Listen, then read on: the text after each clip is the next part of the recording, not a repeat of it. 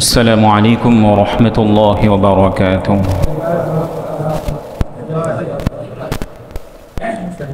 الحمد لله رب العالمين، والعاقبة للمتقين، والصلاة والسلام على سيد المرسلين وعلى آله وأصحابه أجمعين. أما بعد، فقد قال الله تعالى في القرآن الكريم: أعوذ بالله من الشيطان الرجيم، بسم الله الرحمن الرحيم. يا أيها الذين آمنوا كتب عليكم الصيام كما كتب على الذين من قبلكم لعلكم تتقون. وعن أبي هريرة رضي الله تعالى عنه قال: قال رسول الله صلى الله عليه وسلم: من صام رمضان إيمانا واحتسابا غفر له ما تقدم من ذنبه، أو كما قال عليه الصلاة والسلام. وقال الله تعالى في شان حبيبه: إن الله وملائكته يصلون على النبي يا أيها الذين آمنوا صلوا عليه وسلموا تسليما. সকলে দরুদ ইব্রাহিম পড়ি। اللهم صل على محمد وعلى آل محمد كما صليت على إبراهيم وعلى آل إبراهيم إنك حميد مجيد.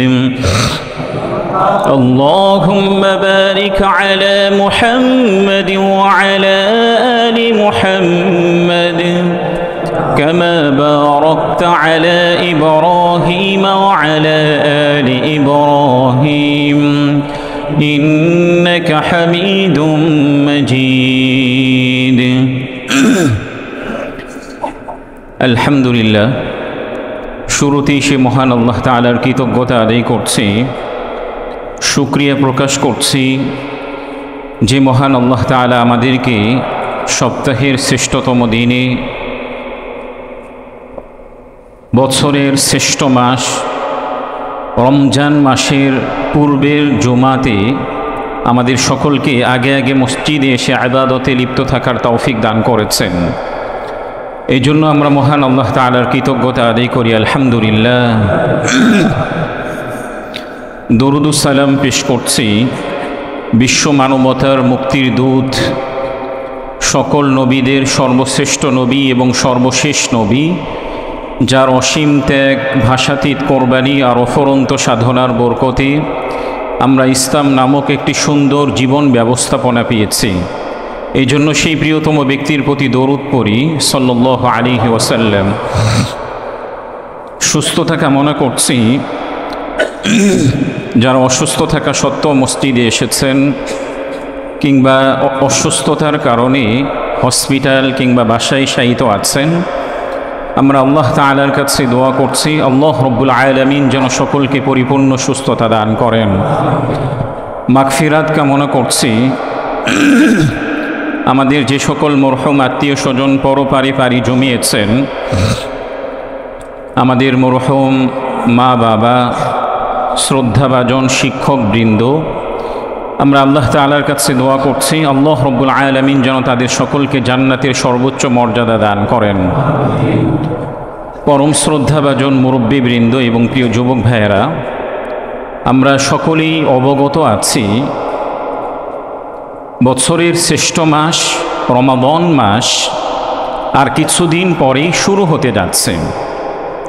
রমাদান মাস কোরআনুল কারীম অবতীর্ণের মাস, রমাদান মাস রহমতের মাস, রমাদান মাস জান্নাতের মাস এবং রমাদান মাস যে মাসে আল্লাহ তাআলা মুমিন বান্দাদের উপরে অসংখ্য রহমত বর্ষণ করেন, এমন একটি মাস আমরা কিছুদিন পরই পেতে যেতে যাচ্ছি।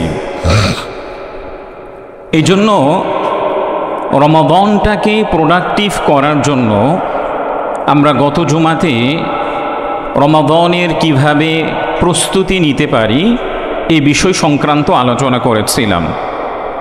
আজকে আমরা আলোচনা করব রমাদান মাসে আমরা কি কি আমল করতে পারি। ইতিপূর্বের বছরগুলিতে আমরা কোরআন এবং হাদিসের আলোকে আল্লাহ রাব্বুল আলামিন কি কি বলেছেন, রাসূলুল্লাহ সাল্লাল্লাহু আলাইহি ওয়াসাল্লামের হাদিসের মধ্যে কি কি আছে, এই বিষয়গুলো নিয়ে আলোচনা করেছিলাম। আজকে আমরা আলোচনা করব রমাদান মাসে আমরা কি কি আমল করতে পারি, এই মাসটাকে যেন আমরা সুন্দর, সজীব এবং জীবন্তভাবে অতিবাহিত করতে পারি, অতিক্রম করতে পারি। এই জন্য রমাদানের পূর্বেই আমরা যদি রমাদানের মধ্যে কি কি আমল করব এই বিষয়গুলি আমরা জানতে পারি, তাহলে আমাদের জন্য আমল করাটা অনেক সহজ হবে ইনশাআল্লাহ। রমাদান মাসে প্রথম নম্বর যে আমলটি আমরা সকলেই করব, যেটি আল্লাহ তাআলা আমাদেরকে নির্দেশ দিয়েছেন, রাসূলুল্লাহ সাল্লাল্লাহু আলাইহি ওয়াসাল্লামের অসংখ্য হাদিসগুলোর মধ্য থেকে এই বিষয়ে আলোচিত হয়েছে, সেটি হচ্ছে রমাদান মাসে আল্লাহ রাব্বুল আলামিন আমাদের উপর রোজা রাখাকে ফরজ করেছেন, যেটি কোরআনুল কারীমের সূরাতুল বাকারার 183 এবং 185 নম্বর আয়াতগুলোর মধ্যে আল্লাহ তাআলা উল্লেখ করেছেন। আল্লাহ তাআলা বলেছেন, ইয়া আইয়ুহাল্লাযীনা আমানু কুতিবা আলাইকুমুস সিয়াম কামা কুতিবা আলাল্লাযীনা মিন ক্বাবলিকুম লাআল্লাকুম তাত্তাকুন। হে বিশ্বাসীগণ, তোমাদের উপরে রোজা রাখাকে ফরজ করা হয়েছে যেমনইভাবে পূর্ববর্তীদের উপরে ফরজ করা হয়েছিল, যেন তোমরা তাকওয়া অবলম্বন করতে পারো। 85 নম্বর আয়াতের মধ্যে আল্লাহ তাআলা উল্লেখ করেছেন, সূরাতুল বাকারার 185 এই আয়াতের মধ্যে আল্লাহ তাআলা স্পষ্টভাবে উল্লেখ করেছেন, ফামান শাহিদা মিনকুমুশ শাহরা ফালইয়াসুম। যে ব্যক্তি রমাদান মাস পাবে তার জন্য আবশ্যকীয় কর্তব্য হচ্ছে সে রমাদান মাসের পরিপূর্ণ রোজা রাখবে। প্রাপ্তবয়স্ক পুরুষ এবং প্রাপ্তবয়স্কা নারীদের উপরে রোজা রাখাকে ফরজ করেছেন কে? আল্লাহ তাআলা। এবং রাসূলুল্লাহ সাল্লাল্লাহু আলাইহি ওয়াসাল্লামের অনেকগুলি হাদিসের মধ্যে স্পষ্টভাবে উল্লেখ করেছেন, ইসলামের যে ভিত্তি আছে, ইসলামের যে মৌলিক 5টি ভিত্তি আছে, এর অন্যতম হচ্ছে রমাদান মাসে রোজা রাখা। সহিহ বুখারীর 38 নম্বর হাদিসের মধ্যে উল্লেখ করা হয়েছে, যে হাদিসটি উল্লেখ করেছেন হযরত আবু হুরায়রা রাদিয়াল্লাহু তাআলা আনহু। তিনি বলেছেন, মান সামা রমাদান ঈমানান ওয়া ইহতিসাবান গুফিরা লাহু মা তাকদ্দামা মিন যানবি। যে ব্যক্তি ঈমানের সাথে সওয়াবের আশা করে রমাদান মাসে রোজা রাখবে, আল্লাহ তাআলা তার পিছনের গুনাহগুলিকে মাফ করে দিবেন। তাহলে রমাদান মাসে আমরা যদি রোজা রাখি তাহলে আল্লাহ তাআলা আমাদের পিছনের গুনাহগুলোকে মাফ করে দিবেন। এই জন্য রোজা রাখবো, এটা কার সন্তুষ্টির জন্য?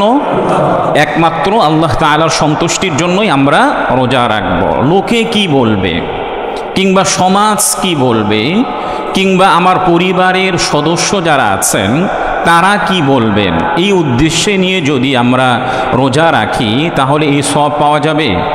এই সওয়াব পাওয়া যাবে না। কিংবা অনেক ডাক্তাররা বলে থাকেন রোজা রাখলে শরীরের এই প্রবলেমগুলি দূর হয়ে যাবে।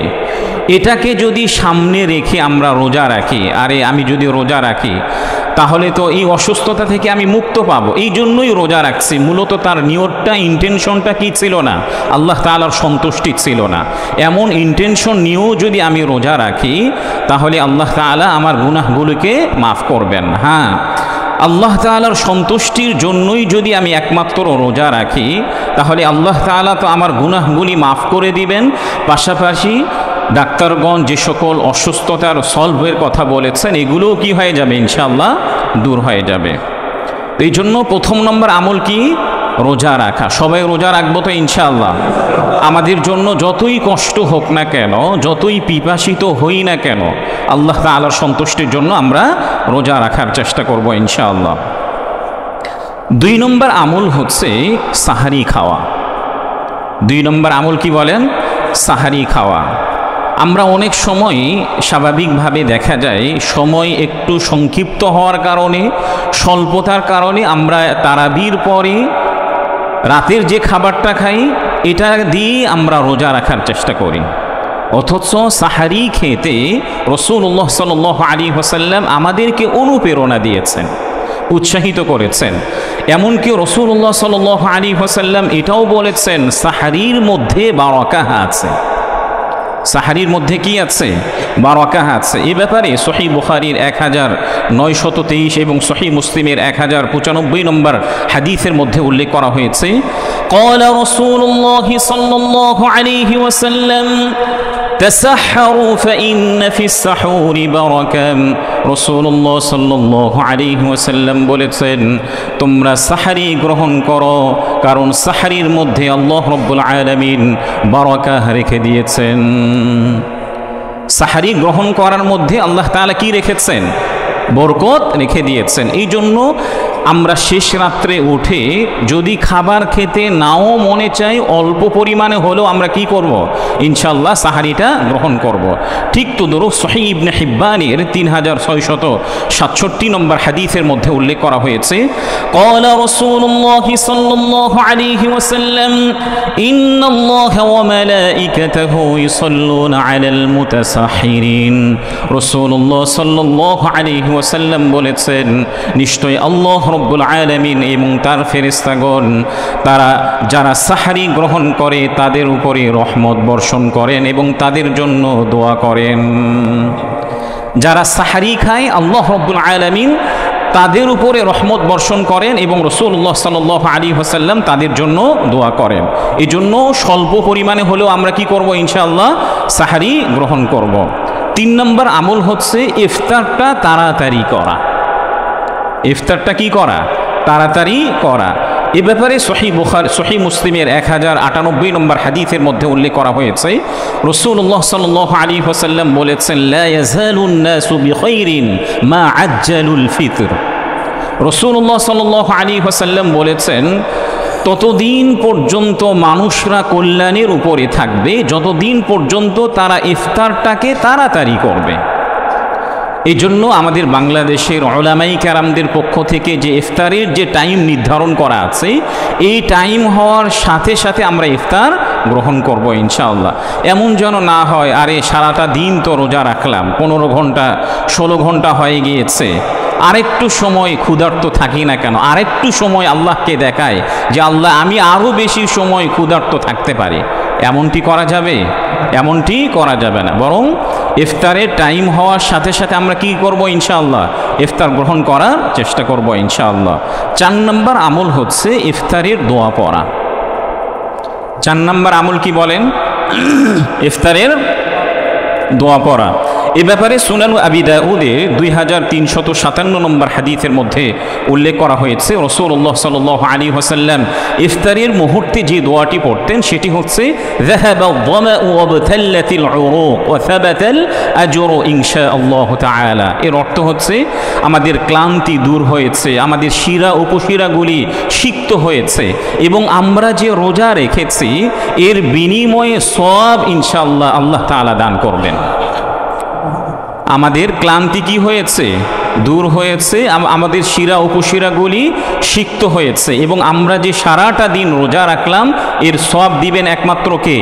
আল্লাহ তাআলা। হাদিসের মধ্যে আরেকটি দোয়ার কথা উল্লেখ করা হয়েছে, সেটি হচ্ছে আল্লাহুম্মা লাকা সুমতু ওয়া আলা রিজকিকা আফতারতু। ঠিক আছে, আমরা 2টি দোয়া ইনশাআল্লাহ পড়ার চেষ্টা করব। এক্ষেত্রে আমাদের অন্যতম করণীয় হচ্ছে ইফতারিতে আমরা স্বাভাবিকভাবে যে জিনিসগুলি গ্রহণ করে থাকি যে জিনিসগুলি আমরা গ্রহণ করে থাকি এর মধ্য থেকে অন্যতম আমাদের বাঙালিদের স্বাভাবিক একটা কমন স্বভাব, আমরা পেঁয়াজু কিংবা ভাজা পোড়া জাতীয় খাবারে অভ্যস্ত। রাসূলুল্লাহ সাল্লাল্লাহু আলাইহি ওয়াসাল্লাম কি ইফতারিতে এগুলি খাওয়ার জন্য আমাদেরকে উৎসাহিত করেছেন? এগুলোতে ইফতারিতে খাওয়ার জন্য কি করেন নাই? উৎসাহিত করেন নাই। এই জন্য হেলদি লাইফ স্টাইলের জন্য ভাজা পোড়ার অভ্যাসটাকে আমাদেরকে ত্যাগ করতে হবে। আমরা অনেক সময় দেখা যাচ্ছে রমাদানের মধ্যে এত পরিমাণে ভাজা পোড়া গ্রহণ করে থাকি, খেয়ে থাকি, রমাদানের পরে অটোমেটিকলি আমি অসুস্থ হয়ে পড়ি। এই জন্য প্রিয় ভাইয়েরা, অনেক ভাইয়েরা আছেন রমাদানের মধ্যে এত পরিমাণে খাবার খায়, এত পরিমাণে খাবার খায় যে রাসূলুল্লাহ সাল্লাল্লাহু আলাইহি ওয়াসাল্লামের সে সুন্নাহগুলি পর্যন্ত বর্জন করতে থাকে। রাসূলুল্লাহ সাল্লাল্লাহু আলাইহি ওয়াসাল্লাম রমাদান মাস আসলেই বেশি খেতে তিনি উৎসাহিত করেন নাই। সব সময় রাসূলুল্লাহ সাল্লাল্লাহু আলাইহি ওয়াসাল্লাম বলেছেন যে অল্প পরিমাণে খাবার খেতে তিনি তার উম্মতদেরকে উৎসাহিত করেছেন। এই জন্য হেলদি লাইফ স্টাইলের জন্য এবং শরীরটাকে ঠিক রাখার জন্য রমাদান হোক কিংবা রমাদানের বাহিরে হোক আমরা অল্প পরিমাণে খাবার গ্রহণ করতে ইনশাআল্লাহ চেষ্টা করব। স্বাভাবিকভাবে আমরা অনেক সময় দেখি কোনো বিয়ের অনুষ্ঠানে গেলে কিংবা কোনো পার্টিতে গেলে, যে কোনো জায়গায় গেলে কিংবা কোনো দাওয়াতে গেলে আমরা বেশি খাওয়ার চেষ্টা করি। এটাও যেন আমাদের থেকে না হয়। আপনি যত কম খাবেন তত বেশি আপনি সুস্থ থাকবেন। যত কম খাওয়া যায় এটাই শরীরের জন্য কি ততই বেশি সুস্থতা। ইনশাআল্লাহ রমাদানের মধ্যেও আমরা কি করার চেষ্টা করব? ইনশাআল্লাহ কম খাওয়ার চেষ্টা করব। 5 নম্বর আমল হচ্ছে ইফতার এবং সাহারিতে খেজুর খাওয়া। ইফতার এবং সাহারিতে কি খাওয়া বলেন?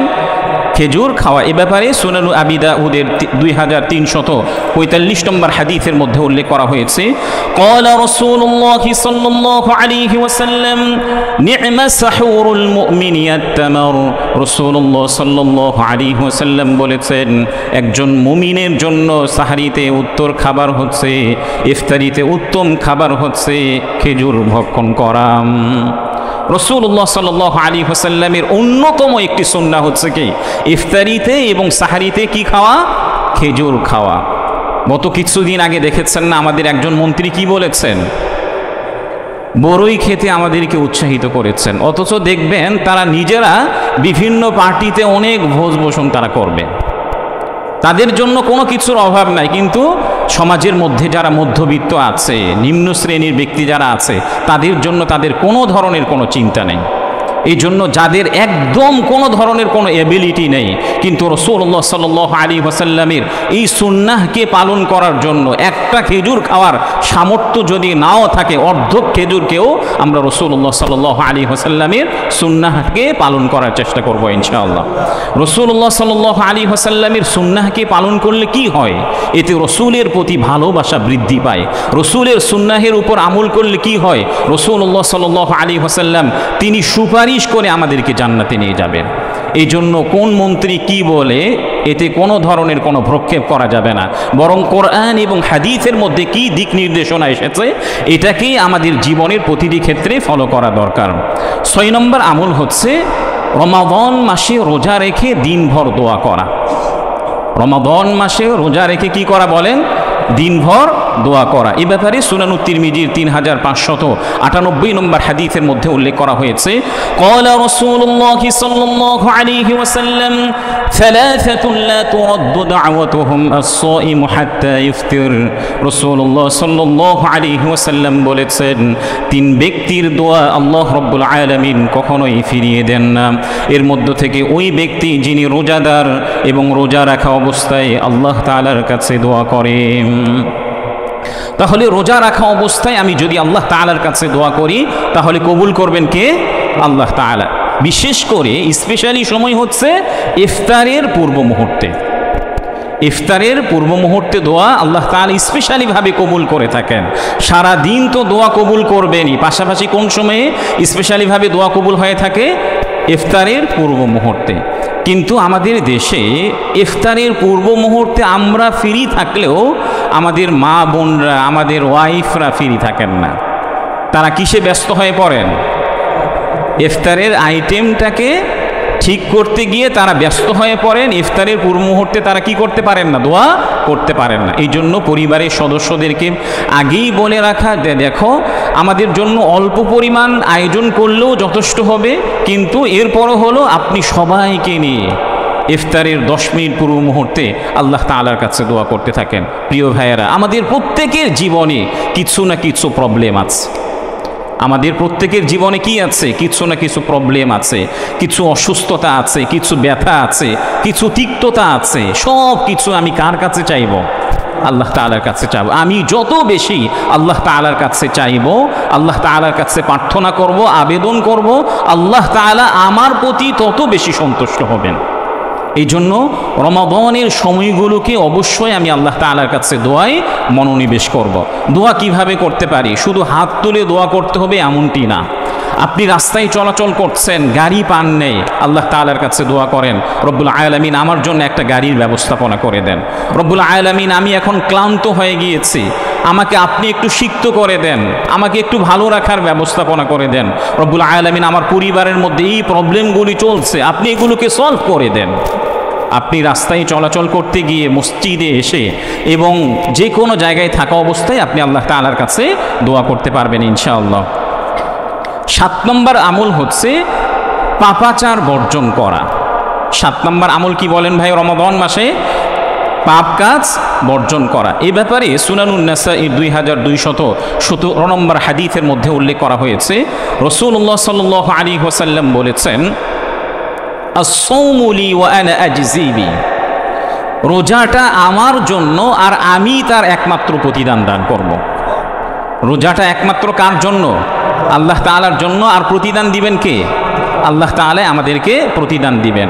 এরপরে রাসূলুল্লাহ সাল্লাল্লাহু আলাইহি ওয়াসাল্লাম বলেছেন, রমাদান মাসে কোনো ব্যক্তি যেন কোনো ধরনের কোনো পাপ কাজ না করে এবং কাউকে গালিগালাজ না করে। এমনকি রসুল আরও বলেছেন, কোনো ব্যক্তি যদি আগ বাড়িয়ে আপনার সাথে তর্কে জড়াতে চায়, কোনো ব্যক্তি যদি আগ বাড়িয়ে আপনার সঙ্গে তর্কে জড়াতে চায়, তাহলে আপনি কি বলবেন? ভাই আমি রোজাদার, আমি রোজা আছি, তোমার সাথে তর্কে জড়াতে চাই না। করবো তো ইনশাআল্লাহ। তাহলে রমাদান মাসে কোনো ধরনের কোনো পাপ কাজ করা যাবে না। ইতিপূর্বে আমি বলেছি প্রিয় ভাইয়েরা, আমাদের যাদের বাসায় টিভি আছে কিংবা সোশ্যাল মিডিয়ার প্রতি আমার আসক্তি আছে, আল্লাহর হস্তে রমাদানটাকে প্রোডাক্টিভ করার জন্য আপনার বাসার টিভিটাকে 1 মাসের জন্য অফ রাখেন। সোশ্যাল মিডিয়া থেকে, সব ধরনের সোশ্যাল মিডিয়া থেকে আপনি বর্জন করেন। দেখবেন রমাদান শেষে আপনার হৃদয়ের মধ্যে যে একটা তৃপ্তি অনুভব করবেন, এটা অন্য কোনো রমাদান মাসে এমন তৃপ্তি আপনি অনুভব করতে পারেন না। এই জন্য যত ধরনের সোশ্যাল মিডিয়া আছে, বাসায় টিভিগুলি আছে, আমাদের মা বোনরা আমরা অনেক সময় মনে করি আরে সারাদিন না খেয়ে থাকলেই তো রোজা হয়ে যায়, এমনটি মনে করে থাকি না? শুধু কি না খেয়ে থাকলেই রোজা হয়? ক্ষুধার্ত থাকলেই রোজা হয়? অথচ মুখের রোজা আছে, দৃষ্টিশক্তির রোজা আছে, শ্রবণ শক্তির রোজা আছে, আমার দেহের রোজা আছে। প্রত্যেকটাকে যদি আমি পরিপূর্ণভাবে আদায় করি তাহলেই না প্রকৃতপক্ষে রোজা হবে।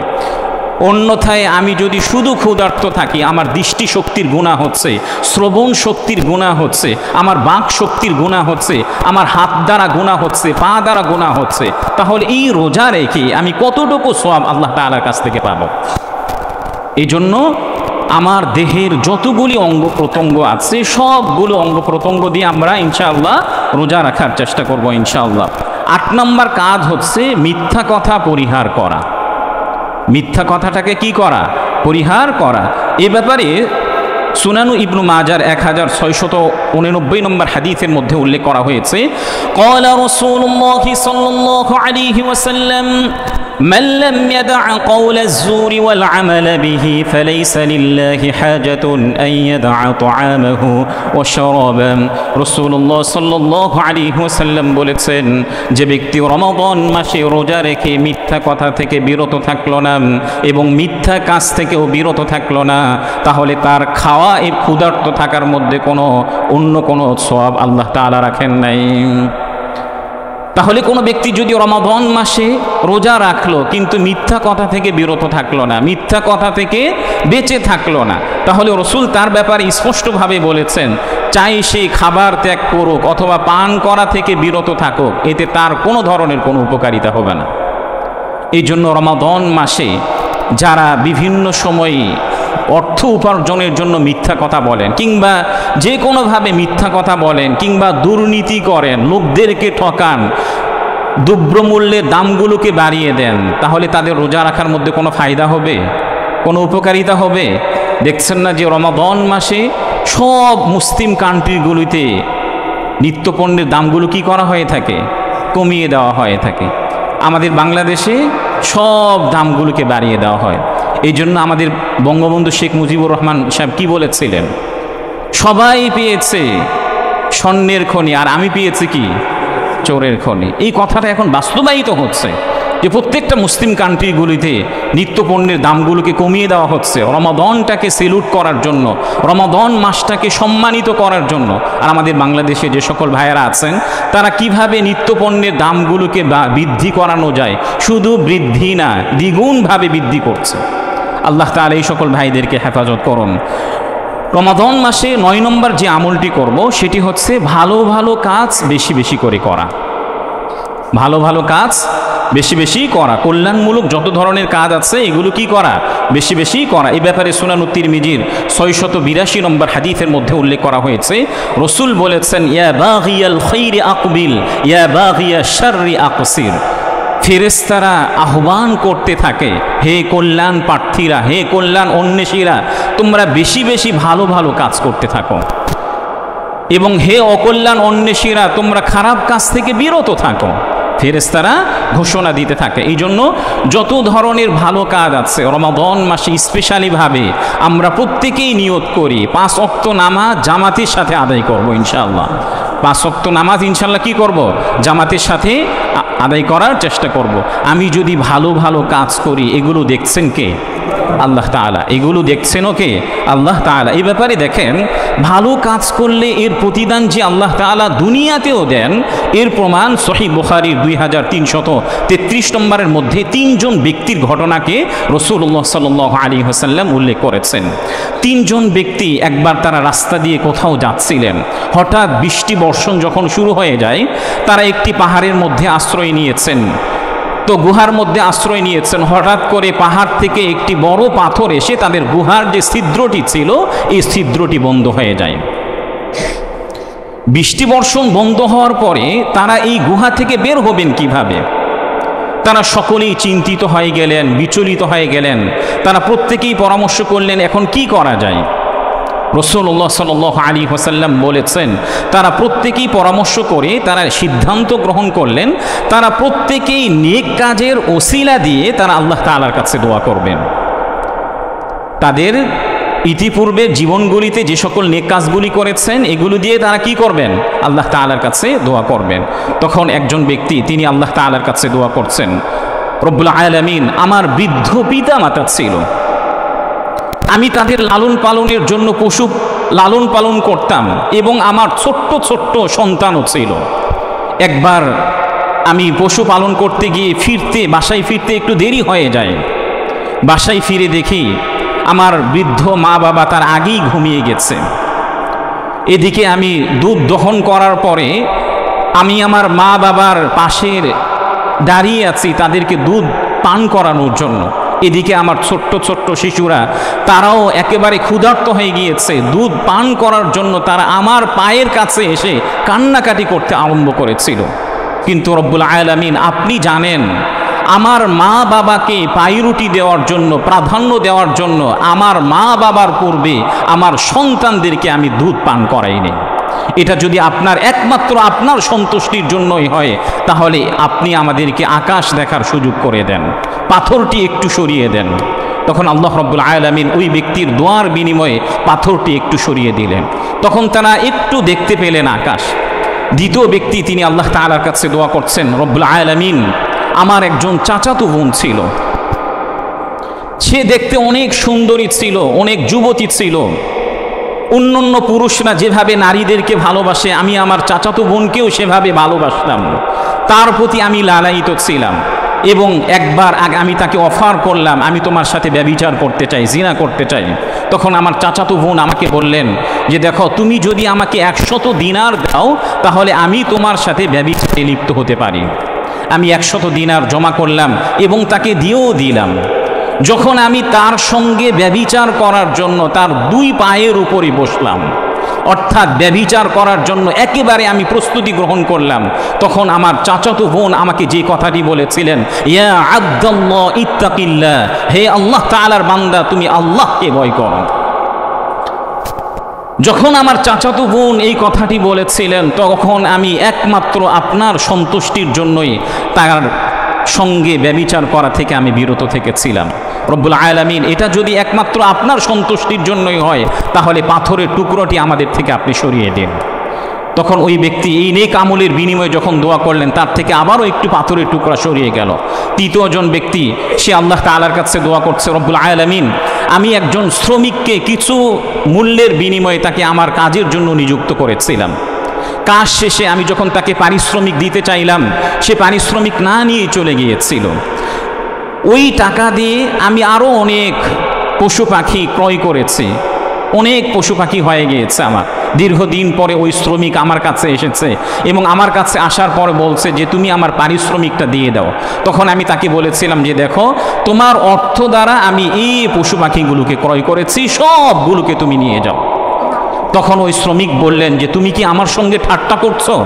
তখন ওই মালিক বললেন, না, আমি তোমার সঙ্গে ঠাট্টা করি নাই, বরং তোমার এই অর্থের বিনিময় দ্বারাই, অর্থ দ্বারাই আমি সব কিছুকে ক্রয় করেছি। তখন ওই শ্রমিক আমার জন্য একটা প্রাণীকে না রেখে সমস্ত প্রাণীগুলোকে সে নিয়ে যায়, কিন্তু আমি একমাত্র আপনার সন্তুষ্টির জন্যই আমি তাকে বাধা দেইনি। ওই তৃতীয় ব্যক্তিও যখন আল্লাহ তাআলার কাছে দোয়া করলেন, আল্লাহ তাআলা পুরো পাথরটি তাদের থেকে সরিয়ে দিলেন। এই জন্য প্রিয় ভাইয়েরা, আমরা যদি নেক কাজ করি তাহলে এর প্রতিদান আল্লাহ তাআলা দুনিয়াতেও আমাকে কি করবেন? দান করবেন, আর আখিরাতে তো অবশ্যই প্রতিদান দিবেন। এই জন্য বেশি বেশি রমাদান মাসে আমরা কি করব? ইনশাআল্লাহ ভালো ভালো কাজ করার চেষ্টা করব। 10 নম্বর কাজ হচ্ছে বেশি বেশি ইস্তেগফার করা। রমাদান মাসে বেশি বেশি কি করব বলেন? ইস্তেগফার করা। আস্তাগফিরুল্লাহ আস্তাগফিরুল্লাহ হাদিসের মধ্যে উল্লেখ করা হয়েছে, সুনানুত তিরমিজির 682 নম্বর হাদিসের মধ্যে উল্লেখ করা হয়েছে, আল্লাহ রাব্বুল আলামিন রমাদান মাসে এত অসংখ্য বান্দাদেরকে মাফ করেন যা অন্য কোনো মাসে আল্লাহ তাআলা এত পরিমাণ বান্দাদেরকে মাফ করেন না। হাদিসের মধ্যে উল্লেখ করা হয়েছে, ওয়ালিল্লাহি উতাকাউ মিনান নার, আল্লাহ তাআলা রমাদান মাসে অসংখ্য বান্দাদেরকে তিনি জাহান্নাম থেকে মুক্তি দান করেন। এই জন্য আমি যত বেশি ইস্তেগফার করব তত বেশি আল্লাহ তাআলা আমাকে মাফ করে দিবেন। 11 নম্বর আমল হচ্ছে অন্যকে ইফতার করানো। আমরা নিজেরা ইফতার করব, পাশাপাশি কি করার চেষ্টা করব? ইনশাআল্লাহ আমাদের যতটুকু সামর্থ্য আছে, অ্যাবিলিটি আছে, অন্যকেও ইফতার করানোর চেষ্টা করব। এ ব্যাপারে সুনানুত তিরমিজির 807 নম্বর হাদিসের মধ্যে উল্লেখ করা হয়েছে, ক্বালা রাসূলুল্লাহি সাল্লাল্লাহু আলাইহি ওয়াসাল্লাম, من فطر صائما كان له مثل أجره غير أنه لا ينقص من أجر الصائم। রাসূলুল্লাহ সাল্লাল্লাহু আলাইহি ওয়াসাল্লাম বলেছেন, কোন ব্যক্তি যখন রমাদান মাসে অন্য কোন রোজাদার ব্যক্তিদেরকে ইফতার করাবে, আল্লাহ রাব্বুল আলামিন ওই ব্যক্তির সমানও তাকে সওয়াব দান করবেন। একজন রোজাদার ব্যক্তি রোজা রেখে যত পরিমাণ সে আল্লাহ তাআলার পক্ষ থেকে সওয়াব প্রাপ্ত হবে, অন্য একজন ব্যক্তি যে রোজাদারদেরকে ইফতার করিয়েছে, আল্লাহ তাআলা তাকেও কি করবেন? ওই পরিমাণ সওয়াব দান করবেন। আমাদের যতটুকু অ্যাবিলিটি আছে, একটা খেজুরের মাধ্যমে আপনি অন্য কাউকে ইফতার করান। আপনি নিয়ত করেন, আমি প্রতিদিন কমপক্ষে হলেও একজনকে ইফতার করানোর চেষ্টা করব ইনশাআল্লাহ। প্রতিদিন কমপক্ষে কয়জন? ইনশাআল্লাহ একজন হলেও ইফতার করানোর চেষ্টা করব ইনশাআল্লাহ। রমাদান মাসে 12 নম্বর আমল হচ্ছে কোরআনুল কারীমের তেলাওয়াত করা। রমাদান মাসে 12 নম্বর আমল কি বলেন? কোরআনুল কারীমের তেলাওয়াত করা। আমরা জানি সূরাতুল বাকারার 185 নম্বর আয়াতের মধ্যে আল্লাহ তাআলা উল্লেখ করেছেন, শাহরু রমাদানাল্লাযী উনজিলা ফীহিল কুরআন হুদাল লিন-নাসি ওয়া বাইয়িনাতিন মিনাল হুদা ওয়াল ফুরকান। রমাদান মাস এমন একটি মাস যে মাসে আল্লাহ তাআলা কোরআনুল কারীমকে অবতীর্ণ করেছেন। রমাদান মাসে আল্লাহ তাআলা কোরআনুল কারীমকে কি করেছেন? অবতীর্ণ করেছেন। হুদাল লিন-নাস, কোরআন কেন অবতীর্ণ করেছেন এটাও আল্লাহ তাআলা বলেছেন, মানুষের হেদায়েতের জন্য। ওয়া বাইয়িনাতিন মিনাল হুদা ওয়াল ফুরকান, এবং সত্য মিথ্যার পার্থক্য হিসাবে আল্লাহ তাআলা কোরআনুল কারীমকে অবতীর্ণ করেছেন। এই জন্য কোরআনুল কারীমের তেলাওয়াত করা, যাদের পড়া অশুদ্ধ আছে শুদ্ধ করানোর চেষ্টা করা। যাদের কোরআনুল কারীম শুদ্ধ আছে তারা কোরআনুল কারীমকে নিয়ে গবেষণা করেন, কোরআনুল কারীমের অনুবাদ পড়ার চেষ্টা করেন, কোরআনুল কারীমের তাফসীর পড়ার চেষ্টা করেন। কারণ এই রমাদান মাসে আল্লাহ তাআলা কি করেছেন? কোরআনুল কারীমকে অবতীর্ণ করেছেন। এই জন্য আমাদের সালাফগণ যারা ছিলেন সাহাবীদের মধ্য থেকে, তাবেঈদের মধ্য থেকে এবং আমাদের নিকটবর্তী যে সকল সাহাবায়ে কেরাম আকাবির যারা ছিলেন তারা রমাদান আসলেই কোরআনুল কারীমের প্রতি বেশি মনোনিবেশ করতেন। বিভিন্নভাবে বর্ণনা এসেছে যে সকল ফকিহ স্কলারগণ ছিলেন তারা ফিকহা রমজান মাসে ফিকহ ছেড়ে তারা কোরআনের প্রতি মনোনিবেশ করতেন। এই জন্য রমাদান মাসে আমি যত বেশি কোরআনুল কারীমের প্রতি মনোনিবেশ করব ততই আমার জন্য কি হবে ইনশাআল্লাহ, আল্লাহ তাআলা আরও বেশি সওয়াব লিখবেন। রমাদান মাসে 13 নম্বর আমল হচ্ছে সাদাকাহ করা। রমাদান মাসে 13 নম্বর আমল কি বলেন? সাদাকাহ করা। এ ব্যাপারে সহিহ বুখারী 6 নম্বর হাদিসের মধ্যে উল্লেখ করা হয়েছে। আম্মা জান আয়েশা রাদিয়াল্লাহু তাআলা আনহা নিজে বলেছেন, ওয়া কানা রাসূলুল্লাহ সাল্লাল্লাহু আলাইহি ওয়াসাল্লাম আজওয়াদু বিল খাইরি মিনার রিহিল মুরসালা।